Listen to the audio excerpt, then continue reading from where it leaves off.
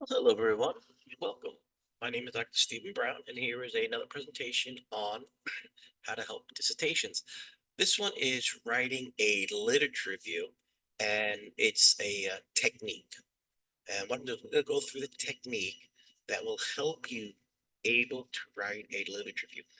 Think of not so much the different types of literature reviews that are out there, but once you decide on a type, how do you get thoughts, your ideas, your concepts down on paper? And that's what this is going to do. So let's review.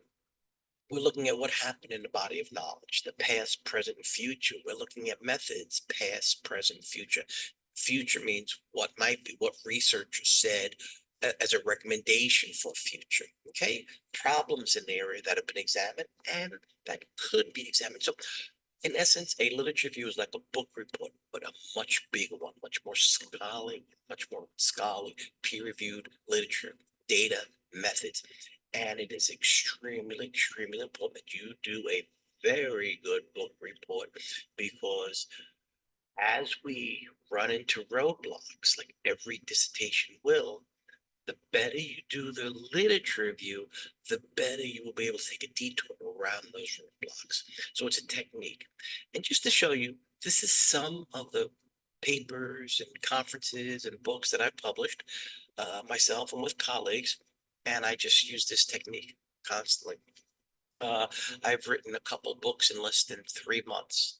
So I would say with this technique, it takes you longer to find the literature than to put it down, put your words down on paper. Okay, very important to understand. A literature review, it's for the reader. You are not writing for you to read. You're writing for someone else to read your work. So it has to make sense. All right. We want to follow just a flow of logic, of ideas, of concepts. Now, I keep saying literature review because these presentations are meant to help dissertation students, but you can write articles using this technique, and we're actually going to go through an article. So, this is an article. This is an article I wrote with a colleague of mine years ago. You look at this and uh, seeing consolidated paragraph about attacks that looks good, data breaches. And you see the 7, 1, 8, 9, 10, 3, 11. These are these are references. This is MLA. In a dissertation, it would be APA. But after your dissertation, almost every article you write will be an MLA or something similar. So I decided to show you this. So because you're in school now, you're doing a literature review, you're getting some APA experience. And again, this is not an APA presentation, it's a literature review presentation. But to show you, but the important thing about this, look at the 9, 10, 3. Look at the 1, 8. This is multiple authors in a citation. So that's why it's very important. It is showing that you've looked at the literature and some authors, more than one, are saying similar things or they're disagreeing. But that really shows you did a good job looking at the literature. Now, this is sometimes how, when I'm reviewing a paper, what I see. A learner will get article 1. They'll start paraphrasing or quoting, parts quoting, introduction, background, data, methods. Then they'll get to another article. They'll start right back. They'll start paraphrasing the abstract, introduction, background. Now, not all articles have abstract, introduction, background, conclusions. Different articles may have different headings, and we're going to get to that. But you see what I'm getting at is that by the time you get to article 4, your paper may be on page 6, 7, 8, but you've read the introduction 4 times. So it's like, that's not the best way to do it because we're just saying the same thing in multiple ways. If you have an introduction to a paper, you want it right at the beginning. Now, what's nice about this, if you look at a typical 5-chapter dissertation, or for that matter, any dissertation. It starts off with an abstract, an introduction, chapter 1. It has a background in literature. You go into chapter 2. Every article has the methods or methodology. If it has data, that's your chapter 3. So you see, you can look at articles as they flow the same way a dissertation would flow. Okay? Now, so these are a list of headings. Sometimes there's some uh, little differences. So for example, as we go through this technique, you're going to see where I point out introduction by a researcher. You're reading an article, but your paper might be a little bit different introduction. Okay? Discussions, your discussions may be a little bit differently because you may have gotten different data. So you see, the concepts, the idea, the flow will be the same, but sometimes the things will change. Now, let's take a look. This is for the reader. Okay, and you got to realize not every reader will start from page 1 and read everything too. They'll hop around. They'll go to an abstract, then chapter 4. They just want to see the results. They may just look at the title and go to chapter 4 to see the results. So we have an introduction, search strategy, a theory, model, variables, the real literature review, I'd like to say. So this is a summary, and I put it together in a much easier flowchart or table of content, but basically introductions. What is my chapter 2 about? My search strategy. What did I search to get this information? Now, again, this is a dissertation. So for an article, there may not be a search strategy. In the dissertation, the theory, model, variables. This is your theory. In the dissertation, in a theoretical dissertation, there has to be some theoretical foundation. That's what this section is. Tell me everything about your theory. Tell me how it evolved. Tell me about the variables, the constructs. Tell me everything. Then I want to go to a lit review. What I want to do is I want to see this theory in action.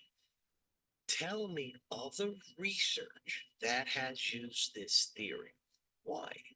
Because in your dissertation, you are going to use some theory, some theoretical reference. You want to make sure that your theory is still being used. You don't want to sit there and use a theory that is 30 years old. There's got to be a reason it is not used anymore. So you see, testing. Where are you testing? The population. Tell me everything about research in that area. And then finally, the contributions. Just tell me about your combining the two. So you see, this is a simple way. It's a technique, it's an example, but it's a very, very common way used in probably over 90% of dissertations on a way to lay out.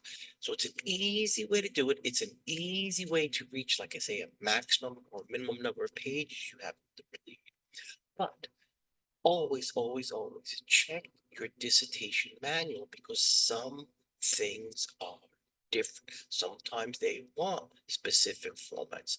So this, you still can. This technique that we're going to do, you can still do it whatever format your school desires. Okay, this is just one. So let's go back to that little example I showed you. And this is what they call the first iteration.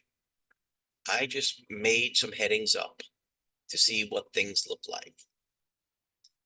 Then I began to start to paraphrase. So this is a paper I read earlier on, okay, by Chang. And I'm reading Chang's introduction. All right, I kind of like it. So you notice I put down a page and I say, under the introduction, hackers continue to be responsible for a significant number of data breaches. I paraphrased this first paragraph on the chain. I also immediately added the reference. Now, there's another technique. You'll also see where I circled 1, 7, 3. This came from Chang's paper, and it's very good. It is showing you that Chang himself did a really good literature review and looked at other researchers. Well, you can do that as well. Okay, so what I did is I started looking more, and I started looking more at the different reference that he referenced. And I turned around and I looked at something they did, and I started paraphrasing their stuff.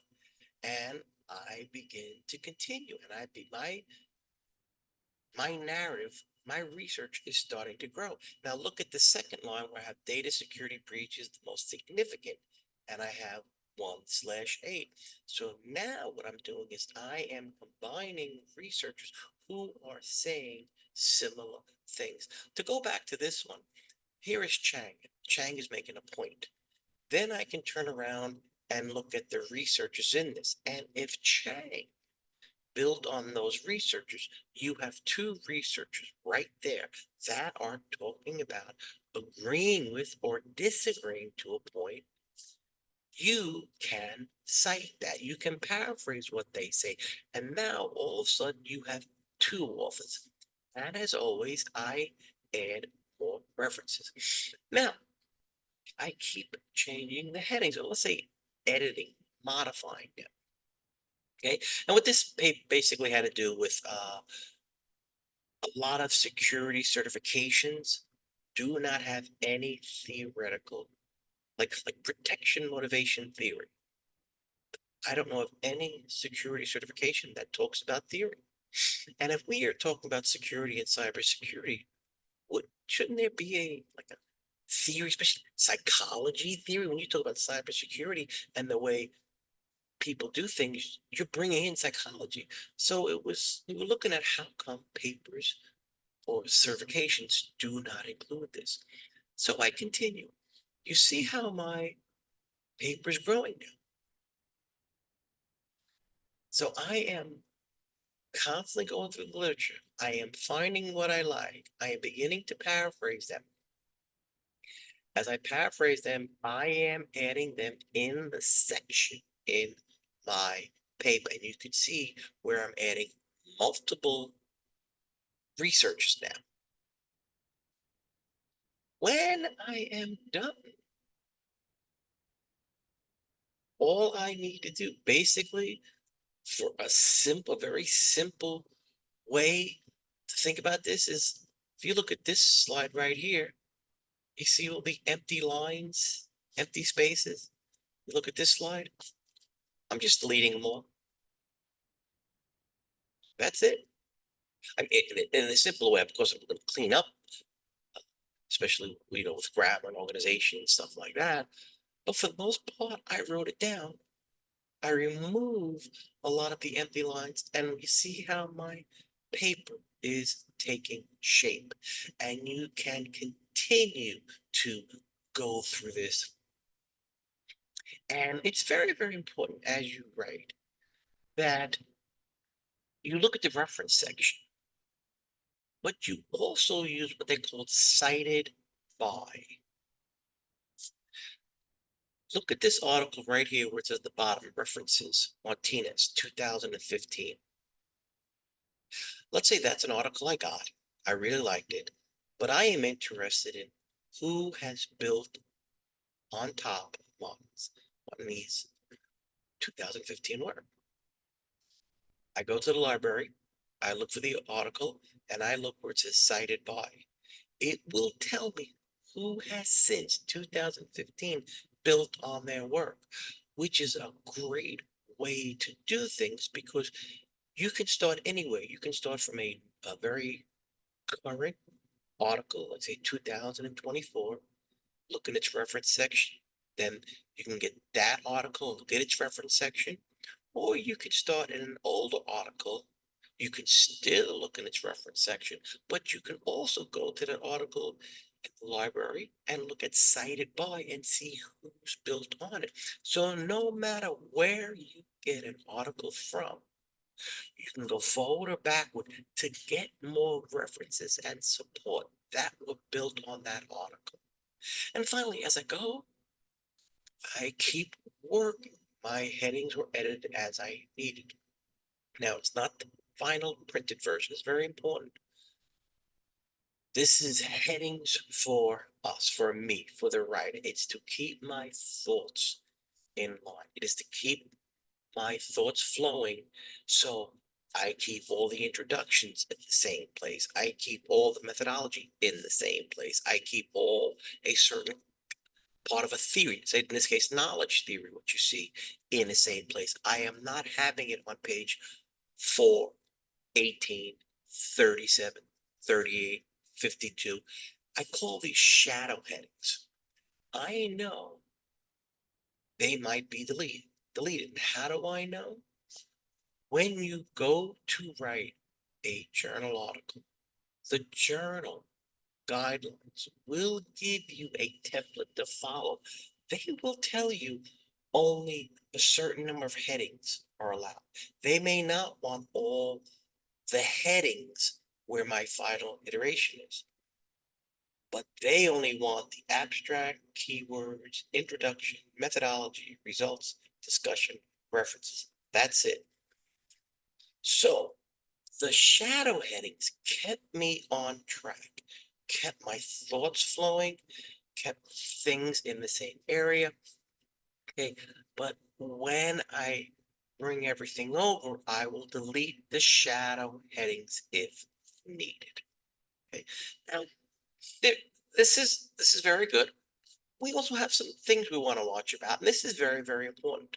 Okay, you see, this is what we want, where we have data security breach is the most significant challenge, and we have 1/8, which means we have two authors.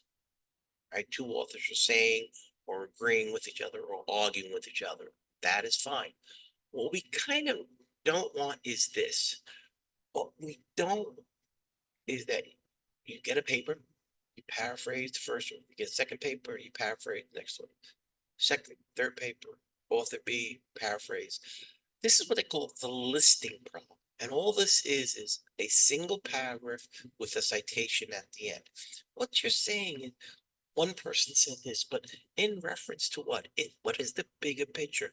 Because when you have a topic, when you have a problem, a issue, you're going to see that multiple people agree and disagree with what's causing the problem. That's kind of what you want to get at.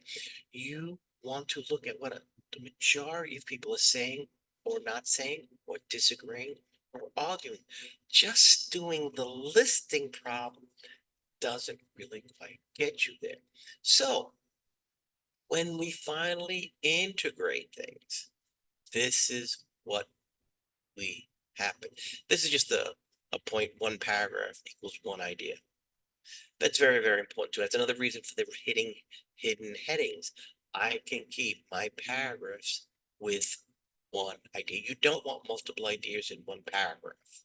That just throws the reading off. But you see now, 7, 1, 8, 9, 10, 3, 11, 4. They're all this right here, this paragraph about data breaches, all these authors were talking about it. And it's all combined. And it's not just one paragraph with a citation at the end of the paragraph. So just to recap, we start somewhere. First iteration. We include everything about the literature review. What is known about it? We paraphrase, we go, we add citations, we add references, we build our paper up. We finally keep editing the headings as we needed. Finally, we use the headings that are assigned to us.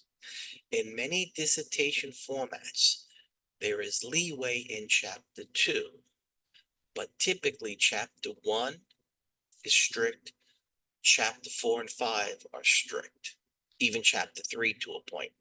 So in chapter 2, you may have more flexibility. The other chapters, you probably not. In a journal article, you won't. You have to go by it. So I hope this was helpful, and I hope this kind of showed you that you can write a literature review. This is a technique. It is an easy way to put your points down so they flow logically and make it easy for the reader. All right. All right. Please drop me any questions if you have. Okay. Bye bye, everybody.